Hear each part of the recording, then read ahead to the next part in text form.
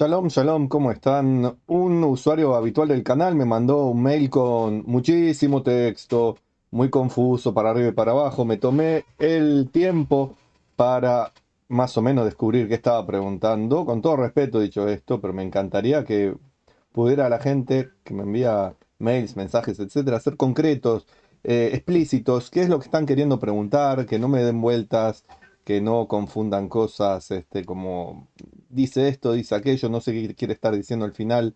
Por eso me tomé un montón de trabajo para sacar un montón de preguntas, demasiadas ciertamente. Voy a empezar a cobrar por pregunta, me parece.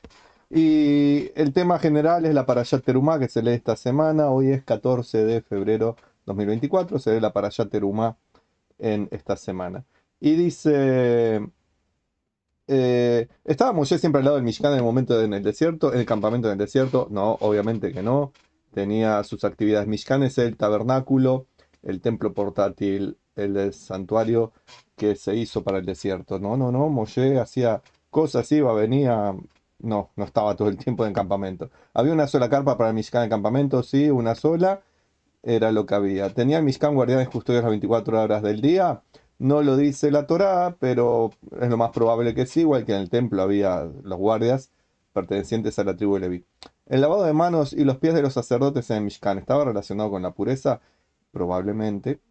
Me gustaría saber qué entiende usted por pureza, que el concepto judío tradicional no tiene nada que ver con lo que uno imagina que es pureza, pero sí, es también una forma de decir, dejo lo cotidiano para estar en este momento del servicio de Dios, por lo tanto me saco el polvo, la mugre, es una manera de decirlo también simbólicamente.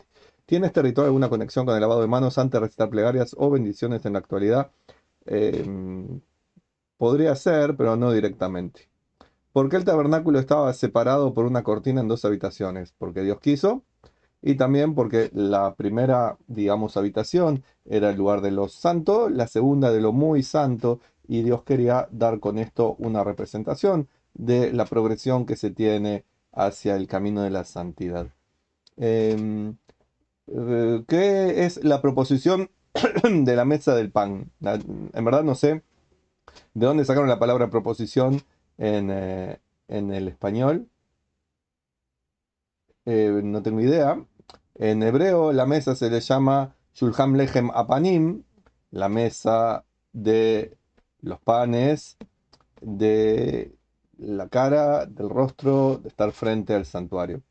No sé por qué proposición, habrá que preguntarle a alguno que haya encontrado la traducción en eso. ¿El incienso es un símbolo de pureza? No necesariamente, puede ser que sí. También puede ser que se haya usado para dar un aroma diferente a lo que había afuera de lo que había adentro. Pero no, no tienen por qué representar pureza. Solo los sacerdotes de la tribu leví podían ingresar. ¿A qué parte? A la parte del lugar santo donde estaba la menorá, sí. A la parte del muy santo solamente el Kohen Gadol, 5 veces en Yom Kippur, igual que en el templo. A la parte donde se hacían los sacrificios, se supone que entraba la gente también a esa parte. En el templo ya no, entraban hasta cierto lugar, que a partir de ahí era solamente para los de la tribu de Leví, luego los sacerdotes, luego determinados sacerdotes y luego el Kohen Gadol. ¿En cuántas partes fueron rotas las primeras tablas de la ley? No lo dice la Torá, pero los sabios dicen que dos. ¿De qué material se hicieron las tablas de la ley? La Torá dice de piedra, los sabios lo llaman zafiro, algunos le dicen záfiro. ¿Qué otros objetos relevantes del periodo del desierto se mencionan en el texto? Agarre el texto y léalo. Pero habla de la menorá, habla del Aarón Abrí, del arca sagrada. Agarre el texto y léalo. ¿Se podría decir que Moshe fue el primer sofer escriba de la historia? En realidad, escribas ya existía en la cultura egipcia, ya existían en otras culturas los escribas. Moshe, por lo tanto, de la historia no fue el primer escriba. El primer escriba de escribir un rollo sagrado, bueno, sí, seguramente que sí, porque la primera versión, según dice nuestra tradición de la Torá, la hizo Moshe. No sé si se le puede decir sofer a Moshe, al que se le dice sofer, esa Esdra, Esdras en español, él se dice Esdras sofer, cargo que tenía por un trabajo también en la corte de Babilonia. ¿El Mishkan fue hecho exclusivamente para los sacerdotes levitas o para todo el pueblo de Israel en general? El Mishkan fue hecho para Dios, para tener un lugar donde que la gente pudiera enfocarse, que ahí estaba lo sagrado, conectarse en todo lugar y en todo momento, pero ahí tener el enfoque. Era un lugar donde sí, trabajaban los sacerdotes levitas. Em, Cuando dije Babilonia, en la respuesta anterior era Persia. ¿Se podía utilizar el Mishkan para hacer ofrendas de día y de noche o solo por el día? Los sacrificios se hacían por el día, a la noche se quemaban los restos. Aarón, el hermano de Moshe, era un sacerdote levita y era el primero de los sacerdotes levitas de los Kohanim, el sumo sacerdote, de hecho. Yitro, el suegro de Moshe, cuando se convirtió, según dice la tradición, ¿pasó a formar parte de alguna tribu en concreta? No, al igual que toda persona que se convierte a judía, no pasa a ser parte de ninguna tribu en concreta. Para ser una tribu hay que venir de padre de esa tribu. ¿Y se convirtió en sacerdote? Y no, los sacerdotes son descendientes de la tribu de Leví, así que no. Era sacerdote de sus dioses cuando era representante de los midianitas. Para los midianitas, los dioses de los midianitas. ¿Había sacerdotisas mujeres? No. Son las mujeres que son de la tribu de Leví, de la familia de los Cohen, son también parte de esa familia, pero no trabajaban en el templo. Vaya a saber si el feminismo actual promoverá que haya sacerdotisas en el futuro, vaya a saber. ¿Se podría ver holocaustos y sacerdotes en el templo, el tercer templo va a ser construido con la llegada del Mashiach? Es un punto en discusión entre los sabios. Algunos dicen que tal como era en el segundo, va a ser en el tercero, pero mejorado el templo.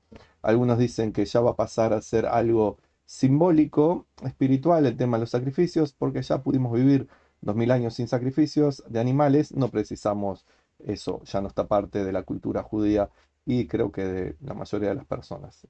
Si no me equivoco, los musulmanes siguen haciendo algún sacrificio de animal cada tanto, pero luego en el resto del mundo como que Macumba, Umbanda y no sé si alguno más hace sacrificios de animales. Así que, ¿qué va a pasar en el tercer templo? Es una discusión entre los sabios, que la mejor respuesta es, cuando llegue el momento nos enteraremos. ¿Serían similares a la época del Mishkan en el desierto? Y tampoco eran similares en el templo de Jerusalén. ¿Por qué? Porque hubo una evolución. Se vestían ropas idénticas, se hacían procedimientos idénticos, pero se habían agregado también otras liturgias, como músicas que no había en el Mishkan, como otros procedimientos que van acompasando el paso de los tiempos. La esencia sigue siendo la misma, la mayoría del ritual sigue siendo el mismo, pero hay variaciones, igual que en la liturgia moderna, hay variaciones de lo que era la liturgia de hace 100 años atrás. Es muy difícil que se mantenga esas cosas.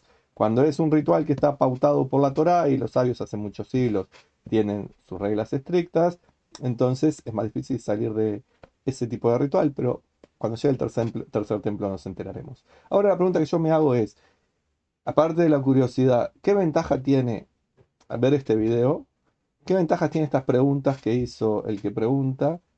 Porque no le encuentro una aplicación lógica práctica para el día a día para llevar una vida mejor, más allá de que es bueno instruirse, si se tienen curiosidades sanas, nutrirse para sacárselas de encima, pero ¿de qué sirve saber si solo los sacerdotes de la tribu Leví podían entrar, o qué quiere decir proposición en esa mesa, o si Moshe fue el primer sofer, o si Tro se convirtió en sacerdote? Como que no le encuentro una relación.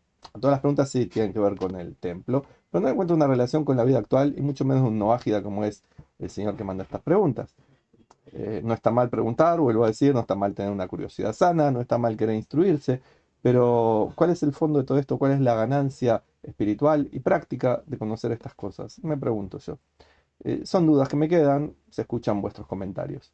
De mi parte, les deseo a todos ustedes que puedan tener un Mishkan interior, un santuario interior, que eso es lo que Dios quiere, que cada uno sea ese santuario a través de sus acciones, sus correctos pensamientos, su equilibrio en las emociones y que podamos construir Shalom.